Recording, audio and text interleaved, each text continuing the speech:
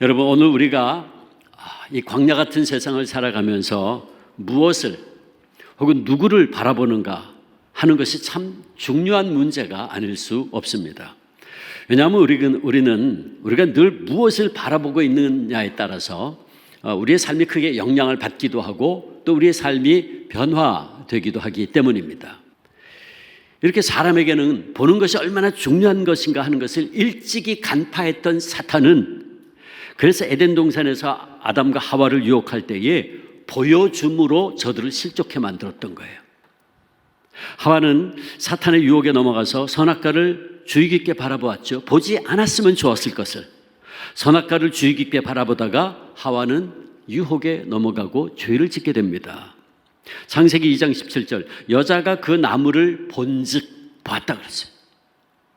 먹음직하고 보암직도 하고 지혜롭게 할 만큼 탐스럽게도 한 나무인지라 여자가 그 열매를 따먹고, 하나님께서 그 열매를 따먹으면 반드시 죽으리라 라고 경고하셨지만 하와는 결국 바라보는 것에 끌려 온 인류를 죄악 가운데 빠지게 만들었던 겁니다. 그러므로 우리가 무엇을 또 누구를 바라보며 사는가, 이게 얼마나 중요한지 모르죠. 우리는 그동안 스데반 집사의 설교를 묵상해 왔습니다. 오늘 본문은 그 스데반 집사가 이제 마침내 순교를 당하는 장면입니다. 그리고 우리는 스데반 집사가 순교당하는 이 마지막 순간까지 무엇을 했는가 하는 것을 볼 수 있는데, 그것은 바로 그가 마지막 순간까지 하늘을 우러러 주님을 바라보고 있었다라고 하는 사실이에요. 우리는 바로 이 장면에서 우리가 광야 같은 이 세상을 살아가는 동안 무엇을 집중하고 바라보며 살아야 하는지를 깨닫게 됩니다. 스데반 집사는 그의 긴 설교를 통해서 믿음의 조상 아브라함부터 시작해서 다윗과 솔로몬에 이르는 이스라엘의 구속의 역사에 대해서 증언했습니다. 특별히 하나님께서 애굽의 노예로 구속 가운데 있었던 그들을, 이스라엘 백성들을 모세를 통해서 출애굽하게 하시고 광야 40년 동안 그들을 광야 교회에서 훈련시킨 내용에 대해서 증언했습니다. 그리고 하나님께서 당신의 임재를 상징하던 증거의 장막, 성막이죠. 성막을 통해서 그들과 동행하시고 그들을 인도하셨고 마침내 약속의 가나안 땅으로 들어간 이스라엘 백성들이 다윗과 솔로몬의 때에 이르러서 건물로 된 성전을 지은 이야기를 소개했습니다. 그리고 그 이후로 이스라엘 백성들과 종교 지도자들이 하나님의 뜻과는 상관없이 창조주 하나님을 성전에, 건물로 된 성전에 가두려는 잘못된 성전 숭배 사상에 빠졌고, 그 결과 그들의 잘못을 지적하는 선지자들, 의인들을 핍박하고 죽였다라고 하는 것을 지적했어요. 그리고 스데반 집사는 특별히 하나님을 예루살렘 성전이라는 건물 안에 가두고 자신들의 이권을 챙기고 있던 당시 종교 지도자들을 향해서 바로 너희들도 목이 곧은 교만했던 이스라엘 조상들처럼 항상 성령을 거스르고 있다고 통렬하게 꾸짖었습니다. 즉 자신들이 만들어 놓은 인간적인 전통과 유전을 신앙의 이름으로 교묘하게 포장하고, 그러면서도 정작 자신들은 하나님의 율법의 말씀을 전혀 지키지 않던 사내들인 공회의 종교 지도자들의 위선에 대해서 스데반은 통렬하게 지적을 했던 겁니다. 스데반 설교의 결론이 이것이었죠. 사도행전 7장 52절 53절, 이제 너희는 그 의인을, 예수님을 잡아준 자요 살인한 자가 되나니 너희가 천사가 전한 율법을 받고도 지키지 아니하였도다. 너희가 바로 그 의인, 즉 예수님을 잡아서 원수의 손에 넘겨주어서 결국은 죽게 만든 자들이고, 하나님의 말씀을 받고도 지키지 않는 자들, 즉 위선자들이다. 그는 그렇게 외쳤습니다. 따라서 스데반의 성령에 충만한 이런 설교를 들은 그들은 정상적이라면 오순절날 베드로의 설교를 듣고 그 말씀 앞에 가슴을 치고 회개하면서 우리가 어찌할꼬라고 부르짖었던 그 사람들처럼 회개했어야죠. 즉 그들이 진정한 신앙인들이었다면 그들은 스데반을 통한 하나님의 이 경고의 말씀 앞에서 스스로를 돌이켜 회개하고 주님께 돌아왔어야만 합니다. 그러나 그들의 반응은 이와는 정반대였죠. 그들은 오히려 이를 갈았다 그랬어요. 54절, 그들이 이 말을 듣고 마음에 찔려 그를 향하여 이를 갈거늘. 이 말을 듣고, 이 말이 뭡니까? 첫째는 건물로서의 성전을 우상 숭배하지 말라는 거죠. 둘째는 너희도 목이 곧은 너희 조상들처럼 똑같이 성령을 거스르고 있다. 셋째는 하나님의 말씀에 역행해서 메시아이신 예수님을 너희들이 죽였다는 거죠. 사내들은 공회와 그 자리에 있던 군중들은 스데반 집사의 이 말을 듣고 그 마음에 찔림을 받았다 그랬어요. 근데 그들이 마음에 찔림 받았다, 디아프리오, 이 찔림 받았다는 말은 그들이 양심의 가책을 느끼게 되었다는 것이 아니에요. 마음에 극한 분노가 일어났다, 그런 뜻입니다. 원래 이 디아프리오는 조각조각으로 톱질하다라는 단어입니다. 그러므로 마음에 찔림을 받았다라는 말을 직역을 하면 마음이 조각조각 톱질됐다, 그런 뜻이에요. 그러니까 이 말은 그들이 스데반의 말을 듣고 극한 분노가 일어나서 그들의 마음이 뒤틀릴 대로 뒤틀렸다, 그런 뜻입니다. 그래서 영어 성경은 이렇게 번역했어요. 그들이 경노했다. They were furious. 경노했다. 또 그들이 스데반을 향해서 이를 갈았다 그랬어요. 이를 갈았다는 말은 동물이 무엇인가를 막 물어뜯을 때 쓰는 단어입니다. 그러니까 종교 지도자들이 스데반 집사를 향해서 짐승이 상대방을 물어뜯는 것 같은 모양으로 분노했다, 그런 이야기죠. 자, 그런데 스데반은 이렇게 분노하여 이를 가는 사람들 때문에 흔들리지 않았어요. 두려워하지 않았어요. 분기탱천에서 스데반을 물어 죽일 듯이 달려드는 그 원수들을 바라보지 않았습니다. 오히려 그는 성령이 충만해서 하늘을 우러러 주목하여 하나님의 영광을 뵙고 그리고 예수님을 바라보았습니다. 그것이 55절 56절이죠. 스데반이 성령 충만하여 하늘을 우러러 주목하여 하나님의 영광과 및 예수께서 하나님 우편에 서신 것을 보고 말하되 보라, 하늘이 열리고 인자가 하나님 우편에 서신 것을 보노라. 여기 보면 주목했다, 보고, 보노라, 보았다라는 말을 3번이나 강조하고 있어요. 그런데 그의 이 말이 분노한 종교 지도자들 더 광분하게 만듭니다. 스데반은 인자가 하나님 우편에 서 있는 것을 본다 그랬어요. 인자가 누굽니까? 인자, 하나님의 아들 예수님이. 그러므로 스데반은 너희들이 십자가에 못 박아 죽인 예수님이 죽지 아니하셨고 지금 저기 하나님 우편에 살아계신다, 나는 지금 그것을 보고 있다 라고 말한 거예요. 그래서 종교 지도자들은 이제 미친 듯이 날뛰기 시작합니다. 소리를 지르지 아예 귀를 막습니다. 57절 58절 그들이 큰 소리를 지르며 귀를 막고 일제히 그에게 달려들어 성 밖으로 내치고 돌로 칠세. 자신들이 얼마 전에 못 박아 죽인 예수가 살아서 하나님 우편에 계신다는 것은 그들에게는 얼마나 놀랍고 또 얼마나 두렵고 한편으로 얼마나 생각하기도 싫은 모습이었겠습니까? 그렇잖아요. 그것은 자신들의 엄청난 죄악을 드러내는 정말 무섭고도 두려운 말이었어요. 그러기에 그들은 더 이상 스데반 집사의 말을 듣기를 거부합니다. 아예 귀를 막았어요. 그러고는 집사를 끌고 나가서 그 자리에서 돌로 쳐 죽인 겁니다. 사랑하는 성도 여러분, 여기서 우리는 참된 신앙은 무엇인가 하는 것을 생각하게 돼요. 우리가 오늘 스데반의 이 최후의 모습에서 발견하는 참 신앙인의 모습은 최악의 경우에도 끝까지 주님만을 바라보는 것입니다. 지금 스데반의 목숨은 그야말로 파리 목숨이에요. 사내들인 지도자들은 그 당시 이스라엘의 최고 종교기관이자 입법, 사법, 행정을 관장하고 사람 하나 죽이는 거 아무렇지도 생각하지 않았던 집단입니다. 그는 심지어 하나님의 아들 예수님도 신성 모독죄, 성전 모독죄로 십자가에 달아 죽였어요. 그런 원수들이 지금 스데반 집사를 향해서 짐승처럼 이를 갈면서 죽이고자 하는 거예요. 인간적으로 보면 그 순간에 스데반은 잠깐 주님 보는 것을 포기하고 내려놓고 불의한 세력과 타협하면서 자신의 목숨을 구할 수도 있었어요. 그러나 오늘 본문 55절에 이렇게 증언합니다. 스데반이 성령 충만하여 하늘을 우러러 주목해서 하나님의 영광과 및 예수께서 하나님 우편에 서신 것을 보았다. 스데반은 그 절체절명의 순간에 자신의 목숨을 생각해서 타협하거나 뜻을 굽힌 것이 아니라 오직 하늘을 바라보고 있었어요. 그는 목숨이 경각에 놓인 그 순간에 자신의 생명을 바라본 것이 아니라, 그리고 그 두려운 환경을 본 것이 아니라, 그 원수들을 바라본 것이 아니라 하나님의 영광을 바라보고 있었어요. 그리고 하나님 우편에 서 계신 예수님을 바라보고 있었습니다. 그러기에 자신의 목숨을 살려달라고 구걸하지 않았던 것이요. 오히려 그는 이렇게 외쳤어요. 보라, 하늘이 열리고 인자가 하나님 우편에 서신 것을 본다. 말씀드렸듯이 인자는 곧 예수님이죠. 스데반은 원수들의 돌에 맞아 죽기 직전까지도 주님을 향한 그의 시선을 결코 놓치지 않았고, 그러기에 오히려 이렇게 기도할 수 있었던 겁니다. 59절 60절. 그 돌로 스데반을 치니 스데반이 부르짖어 이르되 주 예수여 내 영혼을 받으시옵소서 하고 무릎을 꿇고 크게 불러 이르되 주여 이 죄를 그들에게 돌리지 마옵소서.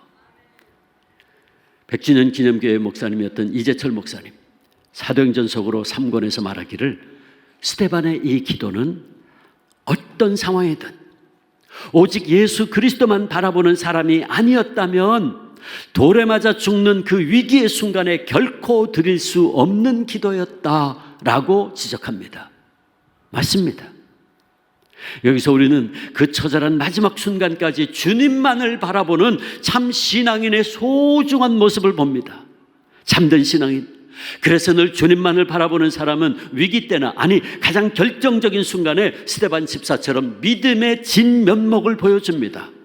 스데반이 보여준 믿음의 진면목은 무엇이었습니까? 세 가지죠. 첫째, 그는 죽는 순간까지도 주 예수여 내 영혼을 받으시옵소서라고 기도했어요. 그렇습니다. 끝까지 주님만을 바라보는 사람은 어떤 상황 속에서도, 심지어는 그 목숨이 끊어지는 순간에도 하나님을 신뢰하기에 이렇게 기도할 수 있습니다. 그래서 일제시대의 신사참배를 반대하다가 감옥살이 끝에 순교하신 주기철 목사님도 그의 유언 설교에서 내 영혼을 주님께 부탁합니다라고 설교할 수 있었던 거예요. 둘째, 끝까지 주님만을 바라보는 사람은 영원한 생명을 확신합니다. 내 영혼을 받으소서라는 이 고백은 영생을 확신한다는 고백이죠. 비록 지금은 핍박 가운데 죽지만 이것이 끝이 아니고 주님 품 안에서의 영원한 생명의 시작이라는 것을 믿는다는 겁니다. 그래서 주기철 목사님도 그의 유언 설교에서 이렇게 설교한 거예요. 현재의 고난은 장차 우리에게 나타날 영광과 좋게 비교할 수 없습니다. 이제 받는 고난은 죽을 몸이 죽는 것뿐이요 장차 받을 영광은 예수님의 부활하신 몸과 같이 영생불사의 몸이요 영원 영화의 몸입니다. 그러니 길이 참아 주가 나타나시기를 기다리십시오. 셋째, 삶의 어떤 상황 속에서도 끝까지 주님만 바라보는 사람은 주님처럼 끝까지 사랑하게 됩니다. 스데반은 예수님께서 십자가 위에서 자신을 못 박는 원수들을 향해서 기도하신 것처럼 자신을 돌로 치는 종교 지도자들과 군중들을 향해서 기도합니다. 주여 이 죄를 그들에게 돌리지 마옵소서. 주님을 끝까지 바라볼 수 있는 자만이 할 수 있는 기도입니다. 그렇습니다. 돌에 맞아 죽임을 당하는 그 처절한 순간에도 이렇게 고백하고 기도할 수 있었던 것은 스데반이 오직 주님만 바라보는 참된 신앙인이었기 때문입니다. 그는 참으로 어떤 상황에서든지 어떤 장소에든지 항상 주님만을 바라보고 있었기에 그 최후의 순간에도 그렇게 고백하고 그렇게 기도할 수 있었던 겁니다. 사랑하는 여러분, 한 사람의 신앙의 진면목은 모든 일이 평안하고 잘 될 때에는 잘 알 수 없습니다. 잘 드러나지 않습니다. 그러나 인생의 큰 위기의 순간이나 감당하기 힘든 상황에 처할 때에는 그 사람의 신앙의 진가가 드러나게 되어 있습니다. 왜냐하면 참된 믿음의 사람은 삶의 어떤 상황 속에서도 끝까지 주님만을 바라보고 나아가지만, 그렇지 않은 사람들은 평소에는 주님을 바라보고 잘 따르는 것처럼 하다가도 자기가 손해보고 혹은 위험한 처지에 놓이게 되면 내가 언제 그랬냐는 듯이 주님을 외면하고 떠나버리기 때문에 그렇습니다. 예수님께서 공생애를 사시는 동안에 많은 사람들이 주님을 따랐죠. 그들은 예수님께서 행하는 이적과 기사를 보고 놀랬고 예수님이야말로 자신들이 그토록 기다리던 그 메시아 구세주다라고 생각했어요. 그래서 많은 사람들이 이런저런 자신들의 목적과 유익을 위해서 예수님을 따랐고, 특별히 그들 가운데는 정치적인 목적을 가지고 예수님을 따랐던 사람들도 많이 있었습니다. 심지어는 예수님의 12 제자들 가운데도 그런 사람이 있었죠. 열심당원 출신 시몬과 같은 제자는 예수님께서 이스라엘 민족을 로마의 속국에서부터 해방시켜줄 정치적 메시아라고 생각하고 그를 따랐어요. 그러나 제자들은 예수님께서 십자가에서 돌아가시자 다 뿔뿔이 흩어지고 도망쳤죠. 사랑하는 여러분, 그렇습니다. 오늘 교회 안에 보면 주님을 믿고 따른다고 하지만 많은 분들이 주님 안에 있는 영원한 생명을 바라보고 그것을 참으로 소중하게 여기기보다는 잠깐 눈에 보이다가 사라질 세상의 것들을 더 소중하게 여기고 자신의 욕망과 이기심을 채우기 위해서 하나님을 이용하고 예수님을 따르는 척하다가 주님께서 나에게 별로 도움이 안 된다고 판단하면 한순간에 신앙의 길을 떠나버리고 맙니다. 그래서 코로나 이후에 한국교회에 지금 거의 30%에 해당하는 사람들이 교회를 떠났다고 그래요. 통계로 나와 있어요. 코로나 3년 기간 동안 어려움을 겪으면서 신앙의 길을 다 떠난 거죠. 여러분, 그렇습니다. 혹시 우리는 사업을 하거나 직장생활을 하면서 혹은 장사를 하면서 때로는 그것이 신앙 양심에 어긋난다는 것을 알면서도 당장 내 눈앞에 보이는 이익 때문에 내가 지금 주님 앞에 서 있음을 보지 않으려고 눈을 질끈 감아버리는 경우가 있지는 않나요? 만일 우리가 이런 행동을 한다면 그것은 주님만을 바라보고 따르고자 하는 신앙의 길에서 벗어난 모습이지요. 자신의 이익과 욕심과 만족을 위해서 주님을 외면하는 모습입니다. 오늘 많은 교인들이 이렇게 결정적인 순간에 주님을 바라보기보다는 자신의 이익과 욕망을 바라보고 주님께 등을 돌리고 떠나는 타협과 배신의 시대에 우리 주 안의 성도님들은 세상 사람들이 비웃고 조롱한다고 할지라도 우리는 언제나 주님만을 바라보고 좁은 길로 나아가는 참 신앙인들이 되기를 원합니다. 어떤 경우에도 비록 내가 때로는 손해본다 할지라도 내가 생애의 커다란 위기에 놓인다 할지라도 내 욕망과 이기심과의 타협이 없이 오직 주님만을 바라보고 나아가는 믿음의 사람들 되기를 원합니다. 주님은 오늘 우리들 가운데서도 그런 믿음 보기를 원하세요. 어떤 믿음? 삶의 어떤 상황과 위기의 순간에도 끝까지 주님만을 바라보는 믿음 말이지. 그리고 주님을 바라보기 때문에 세상과 타협하지 않는 신앙, 그런 신앙을 주님은 우리를 통해서 보기를 원하세요. 우리가 늘 주님만을 바라보며 나 자신의 이익과도 그리고 세상의 어떤 유혹에도 타협하지 않는 그런 믿음의 사람들이 될 때에 우리가 믿음의 경주를 하는 동안 주님께서는 계속해서 우리를 격려하시고 응원해 주실 것입니다. 오늘 55절 보세요. 스데반이 순교하는 바로 그 순간 주님께서요 보좌 우편에 앉아 계시지 않고 서 계셨어요.